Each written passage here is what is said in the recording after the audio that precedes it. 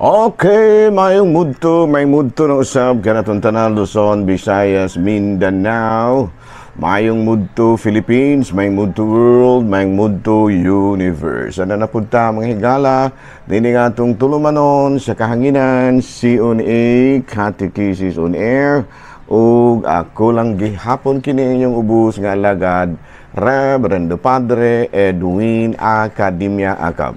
Abino adlaw na usab karon nga unsa matarong adlaw Lunes mga higala no Pebrero 10 na kini sa bulan sa Pebrero 10 na kini pizza 10 na kini sa bulan sa Pebrero no. Kumusta naman mga higala no? Naghinaot kita nga na kamungtanan sa kapiskay sa panlawas ni ining kamuntuhon. Aboy no mga higala no. Ato di ang ating bayaon usab ug mayong mudto ang atong talahorong obispo Bishop Polito B. Cortez, ang atong station manager si Father Rama Ata, ang atoa usab nga kining gitawag nato og mga kaparian lukop Kabisayan ug Mindanao nga maabot karon sa atoa nga pagsibya. No, nahala may mudto na kanaton tanan nang hinaot kita nga anaa kamong tanan sa kapiskay sa panglawas na ining kamuntuhon. Abi no ato day nga timbayaon mahigala og atong talahorong obispo no Bishop Polito B. Cortez no. Abi no na malampuson manghigala no ang pagbisita sa atong talahorong obispo sa among vicariate manghigala no. Nagsugod ni adtong Pizza 7 na ining bulan sa Pebrero, dito siya nakabisita na siya sa kanang atong silingan nga parokya sa Himalalod no. Ginumala sa ako ang classmate no si Padre Dami Hiramis no. Congratulations day no for a successful visit sa ato successful visit sa ato ang talahorong obispo dito sa lungsod sa parokya sa Santo Niño dito sa kining Holy Child dito sa kining lungsod sa kining Himalalod no. Karong pizza 12 no, karong pizza 12 mga higala adto na po kabantaron pizza 10 bantaron. So karong Miyerkules pohon no mobisita po ang ato ang talahorong obispo dito na usab sa silingan gihapon natong lungsod sa kining Tayasan no. Sa ato paggrabe na ang preparasyon kami diri sa Ayungon kan sa jud mi nangandam-ngandam gud pud mi kay angay magyong pangandaman mga higala kining pagbisita sa atong talahorong obispo ala no. O kino unya ako po day nga timbayaon og may mudto ang ako mga classmate po dito sa Siquijor, si Padre Obing Masyon, si Dami no, si Padre Dami Hiramis diri sa lungsod sa Himalalod ug ingon man usab si Padre Tonton Arnaiz ang pura paroko usab sa Quasay Parish diri sa may kining kining sa maniyang parokya mga higala Quasay Parish sa Batinggel. Hala daw ako mo classmate sa Cebu no. Dili po nato kalimtan pagtimbaya og mayong mudto po ng akong classmate na sa Cebu no. Si Father Jojo Anore no, si Father Kipling Agravante no, mga gagmay mga paring gagmay mga higala no. Ay kaming mga classmate dili man may mga tagas. Ang taas kay namo usara si Father Burton Villarmente anhing no, atuan na po din taon sa iyahang kapahulayanan dito sa kining sa iyahang kapahulayanan usab dito sa kining asa dito na gingharian sa Dios no. Ako ang classmate po din taon mahigala nga libiya na in taon po sa iyahang kapahulayanan dito kini sa lungsod dito na sa langit. Ayan no. Nahala no may ngudto na kanatong tanan nang hinaot kita nga ana kitang tanan. Ug ako pong lain akong classmate pod nga dili gyapon kay taas no. Si Father Joey Belsinia no, si Father Mario Atienza, si Father Omen Mahusay no, ug manusab si Father Peter Necesario, Father Rosdel Noel. Ayan no, maura may katas ay na ako mga classmate ng higala no. Ay nana ra ginagay na no, wala ra tay problema na ano nga naman kay ang importante may ratag lawas. Lahala daw may mudto na kanatong tanan mga higala nang hinaot kita nga anaa kitang tanan sa kapiskay sa panlawas ni ining kamuntuhon. Ayan no, ato di nga timbayaon usab og may mudto ang atong talahorong obispo Bishop Polito B. Cortez ang atong station manager. Nahala no may mudto na Naginaot kita mga higala nga naa kitang tanan sa kapiskay sa panglawas ni ining kamuntuhon. Halano higala ato di ay nga ari kita sa atong mga CBCP News mga higala no. Ato ang ari kita sa ato ang CBCP News. Dito sa kauluhan mga higala, usa ka tawo ang matud pag gidakop sa mga pulis dito sa kining Vatican kay mikat-kat mga higala dito sa altar sa kining St. Peter's Basilica, no? Kuang kuno katong tawhana Romanian origin pero wala pagibutyag ang iyahang pangalan, no? Nikat-kat kini mga higala dito sa altar ug gani gipanglabay ang mga kandelabra. Hinuon giingon nga adunay kining gitawag natong problema sa panghuna-huna ang maong tawo, no? Ang kuan kanang medyo kuan siya mura og mentally disturbed o gani nga gidakop din kini siya o kasamtangan nga gidetine dito sa Vatican Police, no? Kining kaong klaseng tao may gala, no? Nya matud pa kuan siya kanang gitawag nato og giila nga adunay wa pa hinuon mabutyag ang pangalan niini. Balita mga higala gikan sa Manila, usa sa atong igsuon ang medyo na kuan. Usa sa ato ang igsuon nga kining abogado no nga na-appointed mga higala dito sa bangko sa Vatican, Vatican Bank Supervisory Board. No, wala pa hinuon mabutyag ang pangalan, no. Ang pangalan sa mga financial board appointed the Vatican Bank Board of Supervisors. Okay, no? Bueno, mga higala, muna nga palipayon kitag dako mga higala nga usa sa ato ang igsuon nga Pilipino nga na-appointed kini mga higala, no? Sa Vatican mga higala, no? Okay. Nya sigon diri sa taho wala pa mabutyag usab ang pangalan niini, no? Okay, no, mo kadto higala mga balitang simbahan niining kamuntuhon ug padayon kita sa ato nga mga pagpangalagan. Abi no ari na ta higala sa atong Saint of the Day. Abi no Saint of the Day nato karong adlaw sigon diri sa ato ang listahan ang pangalan mahigala usa ka babayi, no? Natao siya ni antong 480, namatay ni antong 542. Ang iyang pangalan, mao si Santa Scholastica, no, Saint Scholastica. Unya igsuon kini siya ni Saint Benedict, born of a wealthy family, founder of a religious community of Montesino, no?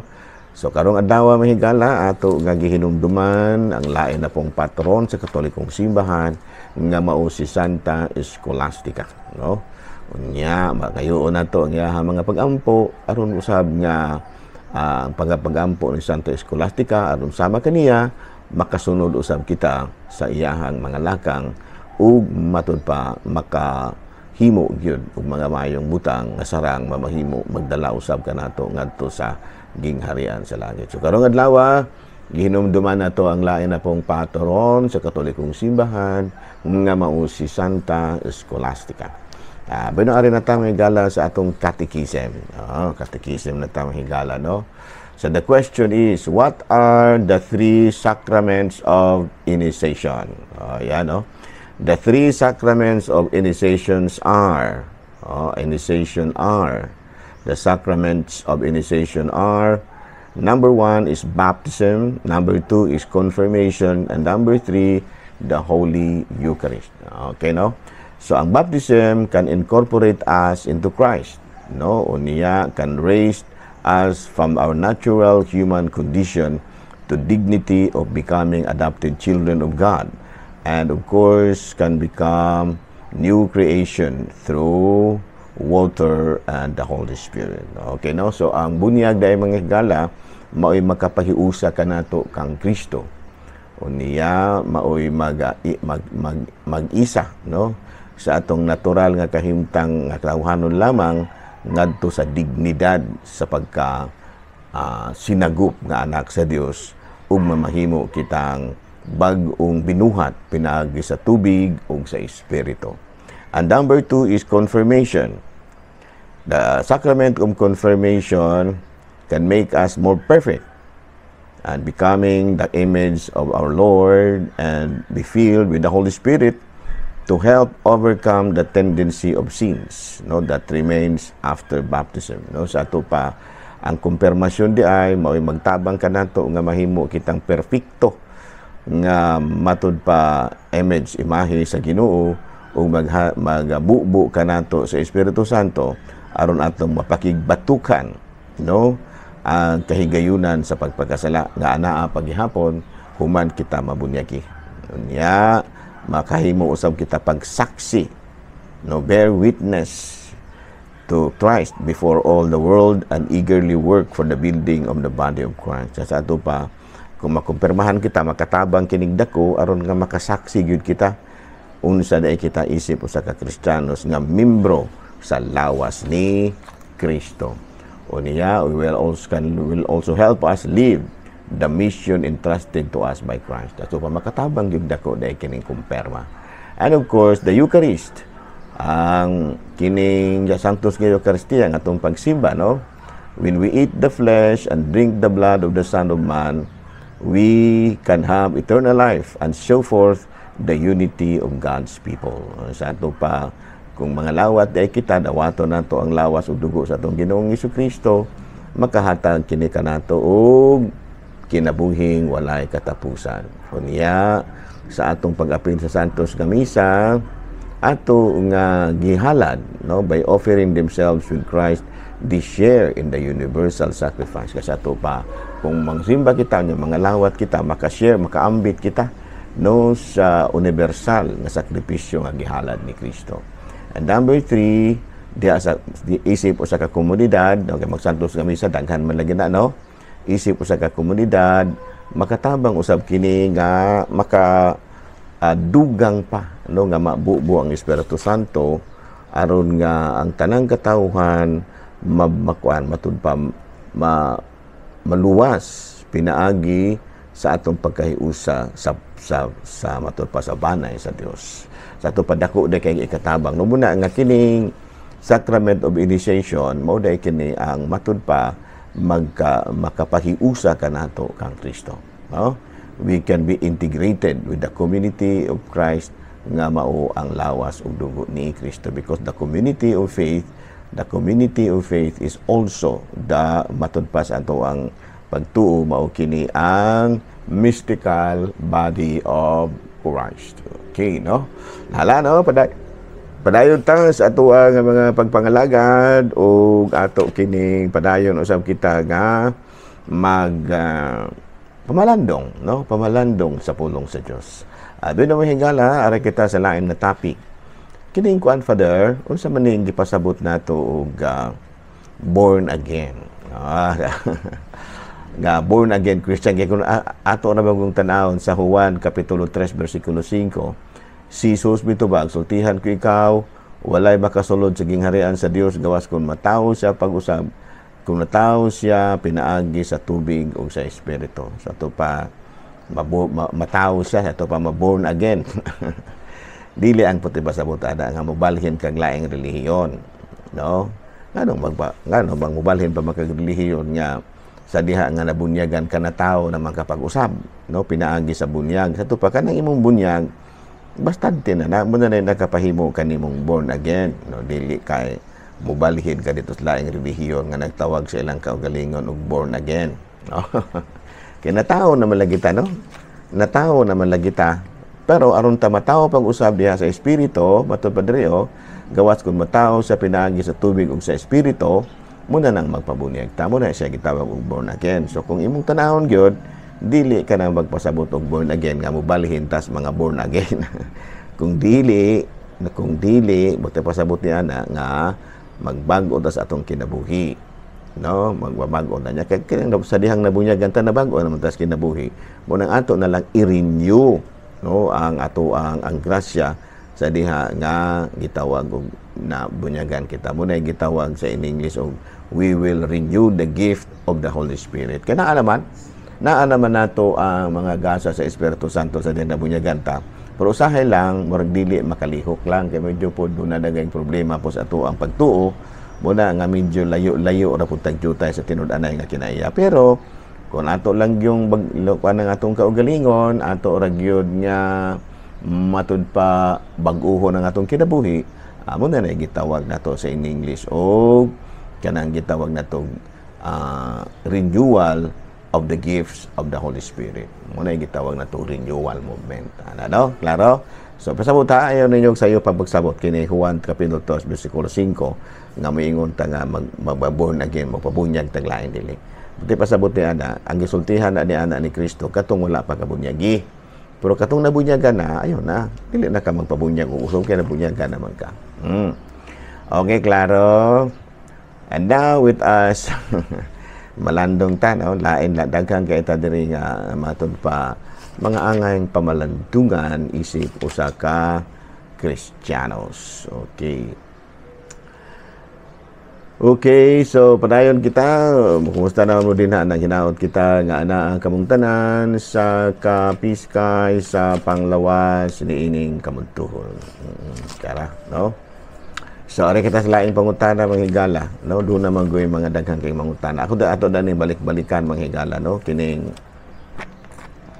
daghang kaayong kabahin sa bunyag ba. No, why is water emphasized so much in the sacrament of baptism? Because water is a universal symbol, a common meaning across many different times and cultures. It is a universal symbol. What is that symbol? That water is life, that you cannot live without water. And of course, it cleanses and restores. No, sa ato pa, kung anong gigamit yun nato ang tubig, sa atong bunyag tungod kay ang tubig manggod usa kay dunay matud pa yun universal nga timailhan. Ang universal usa sa mga universal nga timailhan sa tubig mao nga maghatag kini og kinabuhi. Kaduha makahatag usab kini og kalimpyo. Ayan no abi no. Dahil salamat ha dinala na sa kita kutob ha. Salamat guys ng pakiguban nako, no. Kumusta naman mo din ha sa Malalod? Congratulations di ay no sa inyong malampusod nga pagbisita sa atong talahorong obispo din na sa inyong lugar. Labi na gid ang akong classmate din na no, si Father Dam, Father Dam. Father Dam Heramis. Okay, dahil salamat ug ako lang gyapon kini inyong ubos nga alagad. Reverendo Padre Edwin Academia Akab, manabilit usab kaninyo ug manalangin kanato ang Dios ug kagawos tanan, Amahan, Anak, Espiritu Santo. Amen. Good noon, Pilipinas.